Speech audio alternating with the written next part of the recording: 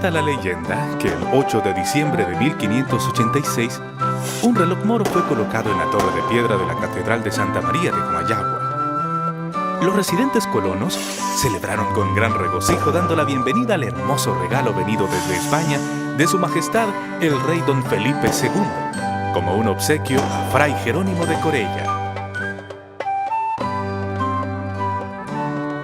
Según se dice, la reliquia había sido fabricada en Sevilla por los árabes en el año de 1374, un siglo antes del descubrimiento de América, y dejada en el Palacio de la Alhambra en Granada. El reloj fue enviado primero de España a La Habana, llevado a Trujillo, y luego transportado hasta Comayagua.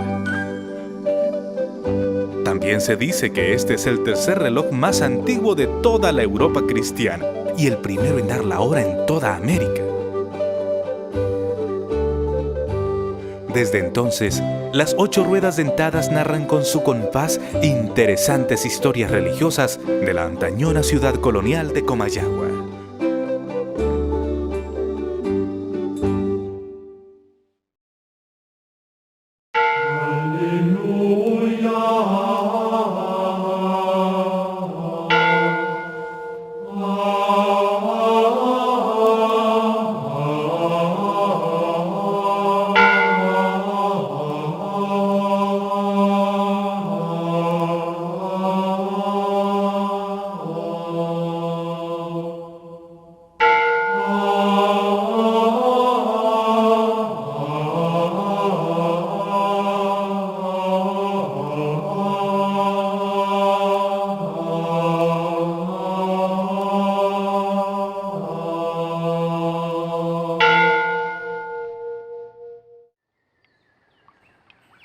Comayagua es uno de los sitios donde se encuentran minas de plata y oro en el siglo XVI, ¿verdad?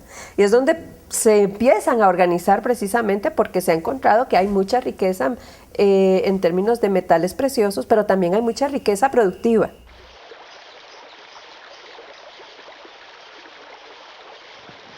El capitán Alonso de Cáceres encuentra en su expedición en Honduras e Ibueras un valle con buen clima y bañado por acaudalados ríos que aseguraban abundantes frutos en su tierra. Este valle estaba equidistante entre los 2 océanos del norte y del sur, y en medio de las ciudades importantes de la región, Santiago de los Caballeros de Guatemala y de León, Nicaragua. Así que por orden del adelantado de Yucatán, don Francisco de Montejo, fundó allí la villa de Santa María de Comayagua en nombre del rey de España Carlos I y de Santa María de Concepción.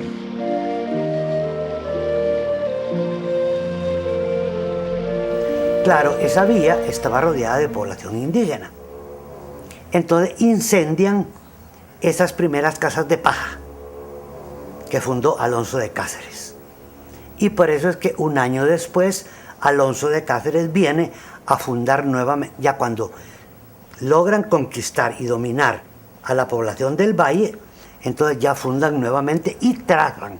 Y envié el socorro que pude a Alonso de Cáceres, capitán que había enviado a un valle que se dice de Comayagua, a pacificar y sosegar aquellas provincias. Y con el socorro que le envié, plogo a nuestro Señor que en breve tiempo se pacificó y sosegó. Y en nombre de la Virgen María se pobló una villa que se puso por nombre Santa María de Comayagua, y el capitán me vino a dar cuenta de todo lo sucedido. Carta enviada por Montejo el 1 de junio de 1539 a la Católica Majestad de Carlos V. La villa de Santa María por escritos legales fue nombrada como la Nueva Valladolid de Comayagua en el año de 1543 y se le dio el título de ciudad con derecho a usar su propio escudo en 1557. Hay que fundar conventos, hay que fundar iglesias para cristianizar a la población, y ese es el origen de todas esas iglesitas que usted va a encontrar a lo largo de la ciudad. ¿Por qué? Porque antiguamente eran barrios de indios. Y la cristianización es precisamente ese proceso de dominación mediante el cual la población indígena va a ser sometida, pero además va a someterse voluntariamente, en el sentido de que si logran hacerles creer en ese nuevo Dios que les están predicando, indudablemente que van a obedecer la situación económicas y sociales en que se encuentran sin tener mayor protesta. La primera iglesia que tuvo la villa se construyó en el lugar que ocupaba la ermita, donde se pronunció la primera misa en el momento de su fundación.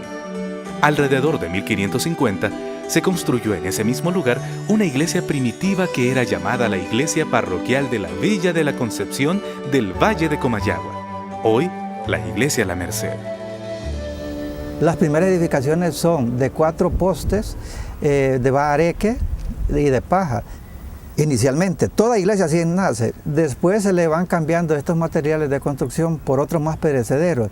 Para 1598 más o menos ya hay una cédula que dice que deben de ser ya con materiales fuertes, ¿verdad? Especialmente piedras si es posible.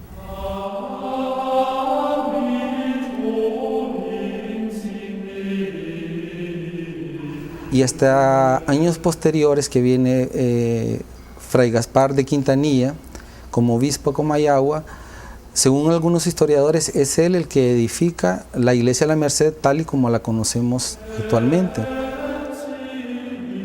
Esta iglesia centralizaba importantes decisiones para las órdenes católicas, y por haber empezado a ejercer el obispado en ella Fray Jerónimo de Corella, algunos la reconocen como la primera catedral de Honduras. Claro, el obispo daba misas en el inicio de la construcción de su iglesia, en la iglesia de la Merced y en otra iglesia que desapareció de Comayagua, que se llamaba la iglesia de Nuestro Señor de los Reyes. Pero eso no quiere decir que haya tenido la categoría de catedral, porque catedral es una cosa que solo el Papa puede dar a una iglesia cuando tiene un obispo consagrado para esa iglesia. La catedral es el lugar donde reside la autoridad que ostenta el cargo.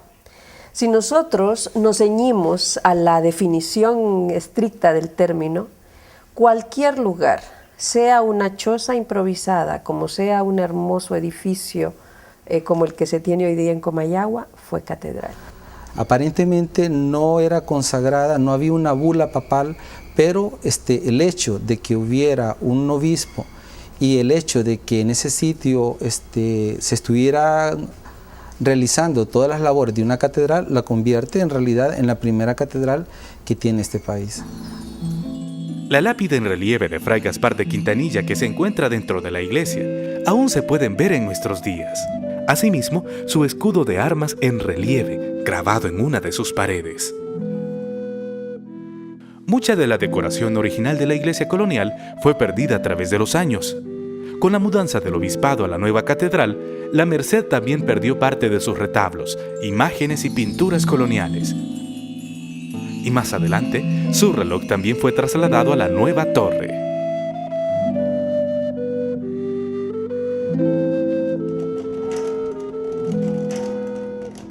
El reloj lo que tiene de particular en realidad es el hecho de que tiene una maquinaria fabulosa, ¿verdad? Hace unos años, ahí por 1999, estuvo por acá en Honduras un relojero suizo para hacer una revisión de los relojes más importantes que habían en América. Uno de los más impresionantes para él fue el que vio en Comayagua, precisamente por la exactitud de la máquina, por la precisión de la máquina.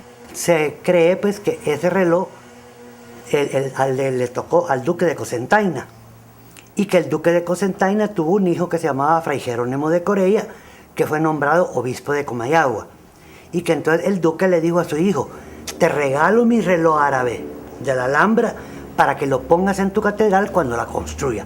Pero como le digo, esa es la leyenda oral. Ahora, la leyenda escrita es la de Merlo, donde dice que el obispo Corella trajo un reloj de España, no dice de qué año, y que lo tenía en una torre de madera en la plaza, mientras él construía una torre de cantería, que fue la torre que hoy tiene la catedral en 1665. Enfrente de la iglesia de la Merced está la Plaza de Armas. Allí se construyó una columna llamada de la Constitución, por la vigencia de la Constitución de Cádiz de 1812, llamada también la columna de Fernando VII, y que erróneamente la gente la conoce como la Picota. Bueno, ese es un error de interpretación porque probablemente en 1500, cuando se funda la vía de la Concepción, se construyó una picota. Ustedes saben lo que es una picota, es una rampa de madera con un árbol, donde hay un lazo, donde se ahorca a la persona, que se le hace una rampa para que cuelgue. Eso en nada se puede parecer con el obelisco que hoy existe. Entonces se le exponía a la vergüenza pública, pero no era tanto la vergüenza entendida como lo entenderíamos un miembro de la alta sociedad en Comayagua de la época, o un miembro de la población blanca de Comayagua de la época, sino más bien ejemplarizante respecto al resto de la población indígena. Pero para esa fecha ya las Cortes de España, ¿verdad?, ya están quitando los azotes y los grillos, ¿verdad? Ya de ahí para después de la independencia los castigos que se dan es obras comunitarias.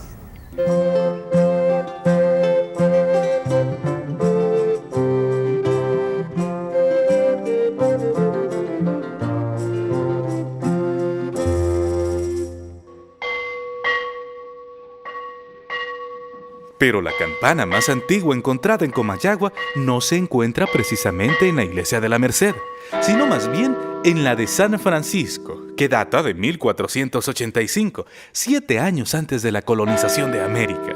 Su nombre es la Antoniana.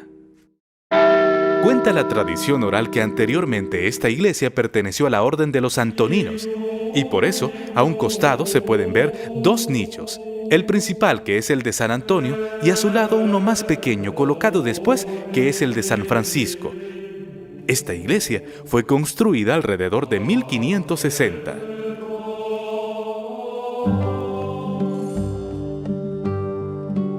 Todas sus imágenes y retablos están decoradas con un estilo barroco.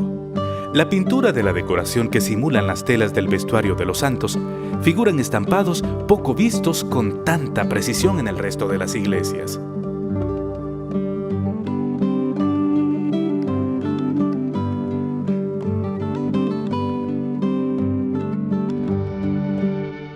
La imagen más bella es la del Nazareno del siglo XVIII, que tiene una mirada impresionante, muy dulce.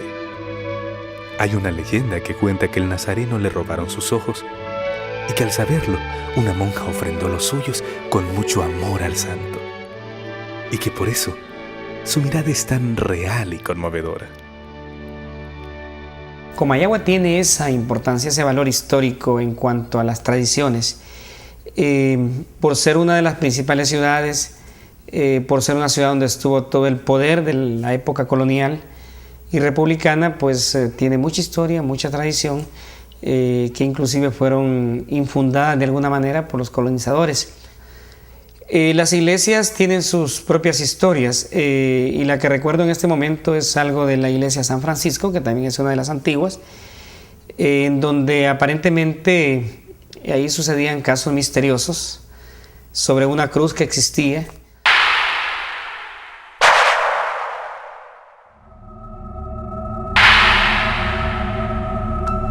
Empotrada en una de sus paredes yace la famosa Cruz de San Francisco, que se encontraba plantada en el panteón del convento anexo a la iglesia y que, según cuenta la leyenda, todos los días viernes una extraña nube la envolvía. Según dice la tradición oral, del río Chiquito a poca distancia detrás del convento se levantaba una extraña nube en forma de fantasma y que a través de su movimiento lento llegaba hasta la cruz donde se posaba, transformándose en la silueta de una persona. Fue un cura misionero, Fray Esteban Verdelete, quien después de estar con la extraña aparición 12 horas continuas, pudo absolver su alma en pena, y entonces ésta regresó por el camino de donde vino, desapareciendo para siempre. Esto sucedió alrededor de 1610. Lo más probable es que se haya instalado un cierto miedo entre la población, porque al empezar a expandirse la ciudad, el cementerio había quedado ya muy céntrico. Y obviamente siempre el más allá, el mundo de los muertos siempre ha sido objeto de muchas leyendas, de muchos miedos, ¿no? En que ya dejó tranquila la ciudad una vez que se practicó el exorcismo.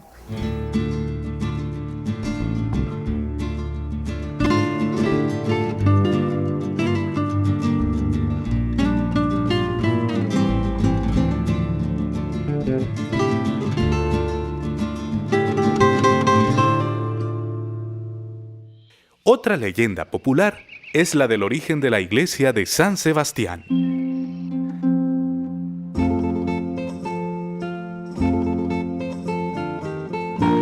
Según nos cuenta la tradición oral, los monjes de la Merced hacían largas jornadas por la vega del río El Naranjal, donde tenían sus cultivos cerca de una loma. En 1563, de España enviaron una imagen de San Sebastián que llegó al puerto de Trujillo y luego fue trasladada a Comayagua en un cajón de madera. El burrito que cargaba el cajón con el santo al pasar por la loma ya no quiso moverse de allí, por lo que concluyeron los monjes que se trataba de una señal de que el santo manifestaba su deseo porque allí fuera venerado. Más adelante, en ese lugar, construyeron la iglesia de San Sebastián. En el cajón del santo venían los manuscritos del drama del martirio de San Sebastián, que da origen a la tradicional Danza de los Diablitos, celebrada el 5 y 6 de febrero.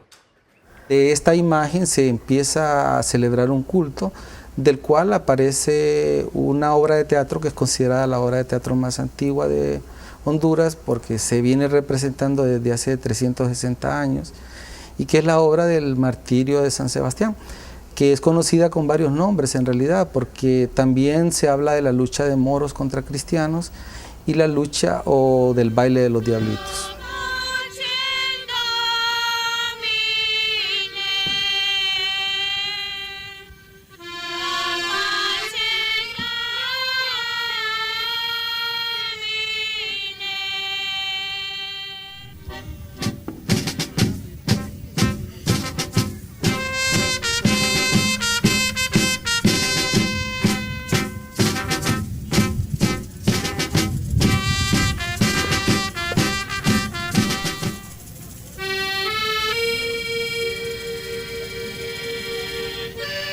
La gente reconoce más a los diablos que al propio San Sebastián, porque la obra se presentaba en el atrio de la iglesia de San Sebastián, pero se presentaba una vez y terminaba, pero alrededor de esta presentación estaba también una feria que duraba una semana.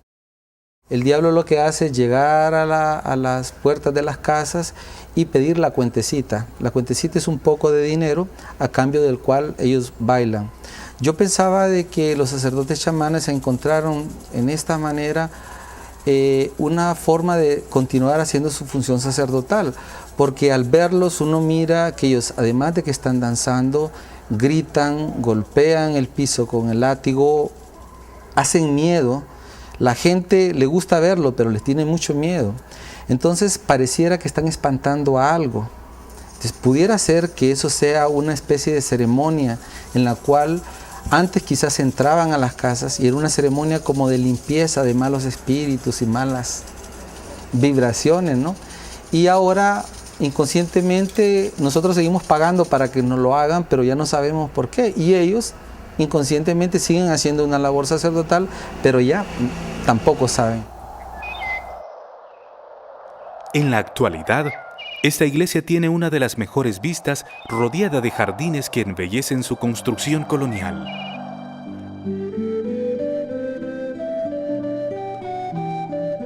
Dentro de la iglesia de San Sebastián, encontramos lápidas de piedra de personas ilustres con inscripciones largas que se han ido borrando con el tiempo, como la del primer obispo de origen hondureño, Dr. Hipólito Casiano Flores.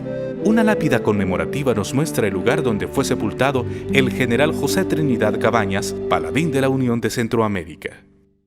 En las iglesias existían diferencias de rango y existían diferencias raciales también.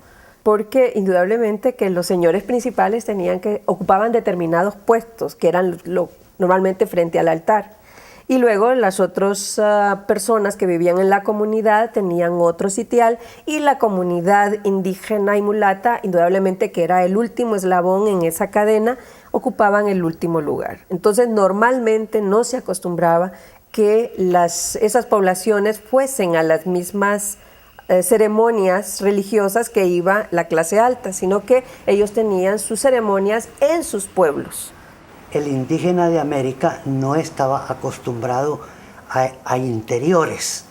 Si ustedes ven todos los templos de los mayas, de los incas, de los aztecas, son al aire libre. Y entonces el indígena tenía temor de entrar, por ejemplo, al interior de una iglesia, ya como la construían los españoles, porque creían que les iban a caer encima. Entonces los frailes idearon dos de las grandes aportaciones que hay en la arquitectura de América, la arquitectura mundial, que es lo que se llama la ciudad hospital y la capilla abierta o capilla de indios.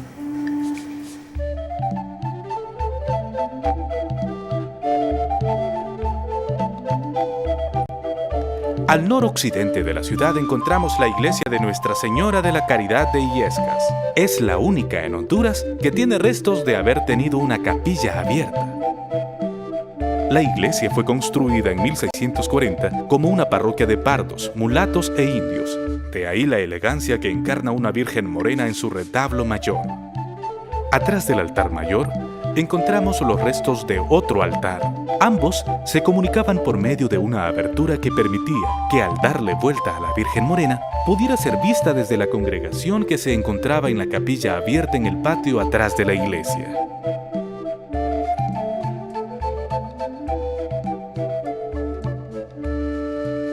Esta abertura ha sido sellada por un muro, pero desde el exterior, en la parte posterior de la iglesia, aún podemos contemplar las bases de piedra. En esta iglesia encontramos la imagen de Santa Lucía, estofada en oro y plata, que perteneció a la iglesia de Santa Lucía en las cercanías de Comayagua y que fue destruida por su deterioro. Es una imagen antigua, posiblemente del siglo XV. También se encuentra el Señor de la Burrita, que es una imagen de tamaño natural y que posee una cantidad de gonces que le permite permanecer sentado sobre una burra que recorre la procesión todos los años del Domingo de Ramos por las calles de la ciudad.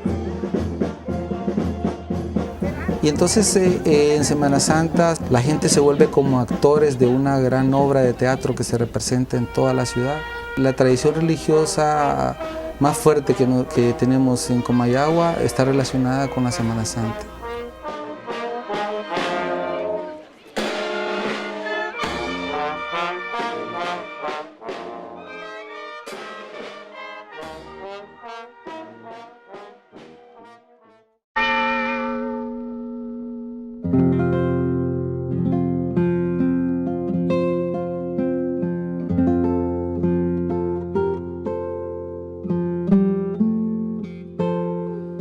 Pero de todas las iglesias de Comayagua, la que tiene la arquitectura más impresionante es desde luego la catedral. Su construcción se le acreditan a 3 prelados desde 1685 hasta 1715. La catedral o las otras iglesias son obras de arte y tienen mucho arte, pintura, escultura. Aunque no se quiera ver con los ojos de la fe, pues se tiene que ver con los ojos de poder admirar una cosa que es bonita.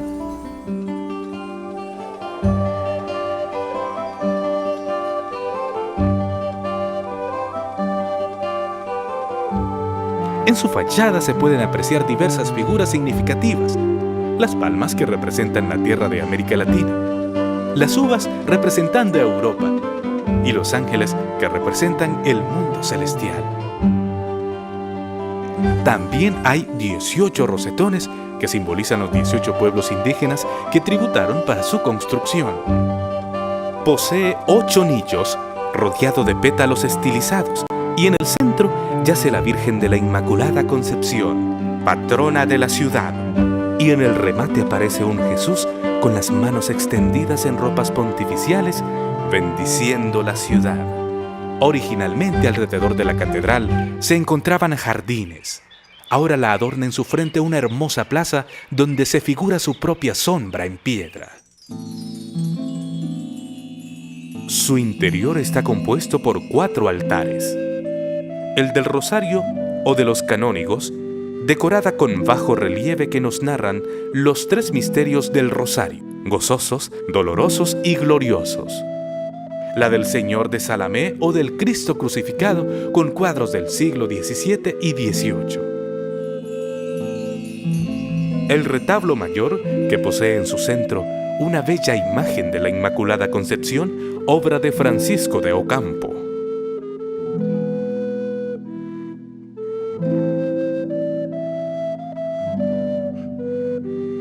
Y la del Sagrario, que alberga a la Virgen Inmaculada en el retablo que, según se dice, perteneció a la primera iglesia en Comayagua.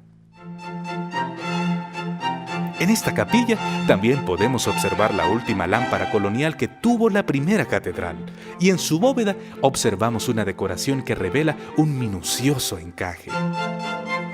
La historia nos dice que su santidad el Papa Pío IX de Comayagua agregó y admitió las iglesias espirituales de la Basílica de Letrán para que las indulgencias fueran concedidas como si estuvieran en la misma basílica. 31 de enero de 1871. Mucha gente vivió para construir estas iglesias o esta ciudad y pasó mucho tiempo realizando imágenes, pinturas, y es necesario que nosotros las cuidemos. Y la única manera de poder hacer esto es conociéndolas. Yo pasé 20 años de mi vida pasando frente a la catedral y solamente la vi, jamás la observé. Hasta que un día me senté y empecé a leer un texto que me iba relatando qué significa cada cosa que está en la catedral, en la fachada de la catedral, en el interior de la catedral. Y en ese momento fue cuando realmente yo pude tomarle afecto y sentir que eso era algo importante en mi vida.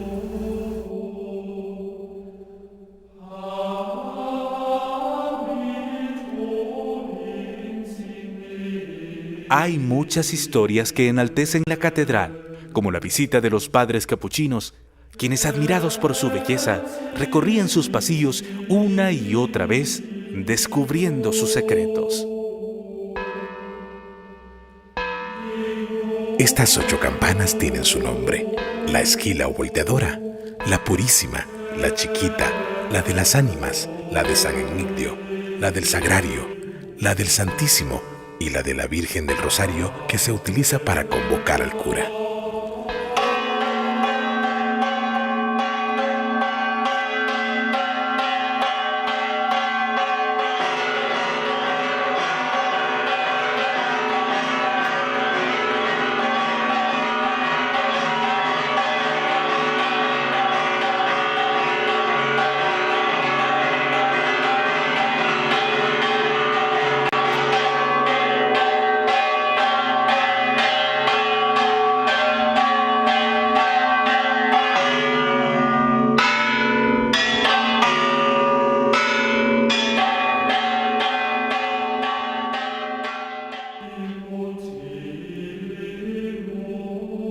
La sencilla maquinaria del reloj solo tiene 8 ruedas de acero fino y forjadas a martillo.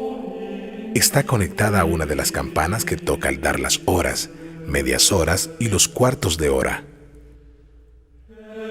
El Cristo crucificado de color de ébano es de tamaño natural y fue legado por el clérigo Hipólito Casiano Flores, quien se cree que murió envenenado por su cocinero francés. Según cuenta la leyenda, al morir dijo su última voluntad: dejo a mi Santa Iglesia Catedral el Cristo milagroso de la Sala Mía, frase que dicen se convirtió en Salamé. En ese pueblo que se llama Salamé veneran a esa imagen que Andrés de Ocampo la copia, y el gran mérito que tiene, ya hablando desde el punto de vista artístico, es porque en esa estatua trabajaron 3 grandes artistas de Sevilla. Andrés de Ocampo que lo esculpe en blanco, como se llamaba, o sea, la madera, y muere. Entonces el rey ordena a que se contrate a un pintor para que le dé el encarnamiento de color moreno, el gran pintor. Y por último, el manto de castidad que lleva lámina de oro, contratan a otro artista para que dore el manto de castidad. Entonces son tres artistas de lo más notable que había en Sevilla en la época del 1520 que esculpen esa imagen. Mi profesor de Sevilla me decía que si ese Cristo de Salamé estuviera en cualquier población de España, sería motivo de peregrinación de artistas de todas partes del mundo a fotografiarlo, a estudiarlo, porque es una obra perfecta la que esculpió el Andrés de Ocampo.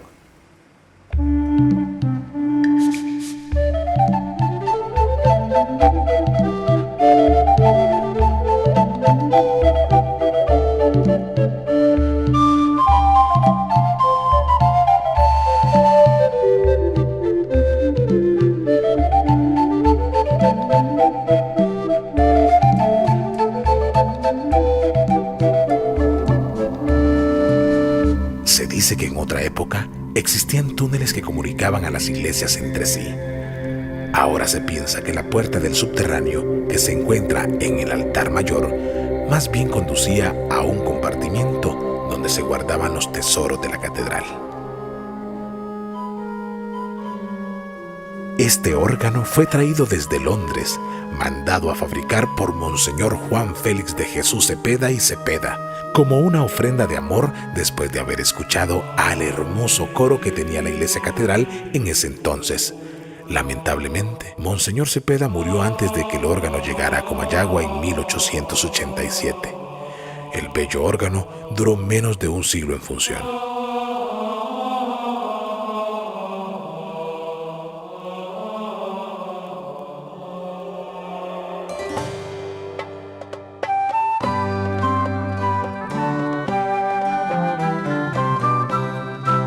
Comayagua es sin duda una de las ciudades más ricas en tradición, historia colonial y cultura religiosa digna de admirar en América Latina.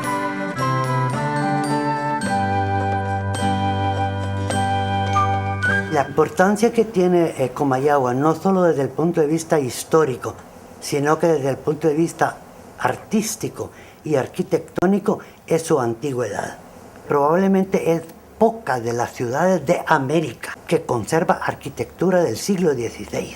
No es lo mismo un edificio reconstruido que un edificio auténtico. Tiene cosas únicas como el caso de la catedral o el museo, o los dos museos que tenemos, un museo de cultura lenca que es único en el mundo y un museo de arte religioso.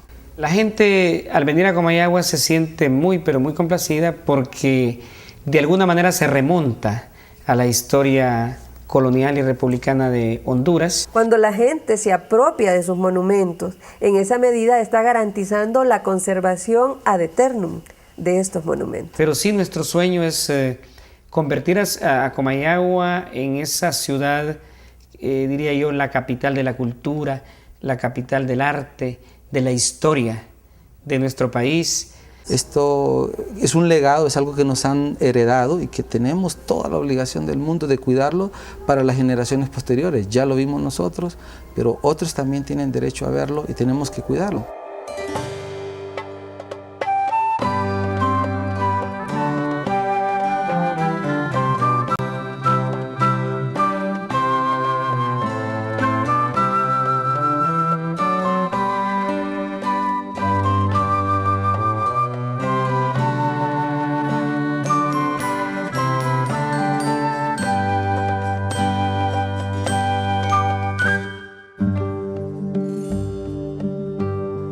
Comayagua su arena fatigada, alza en la fe su mineral creyente y coloca su amor a tu occidente para que lo ilumine tu mirada.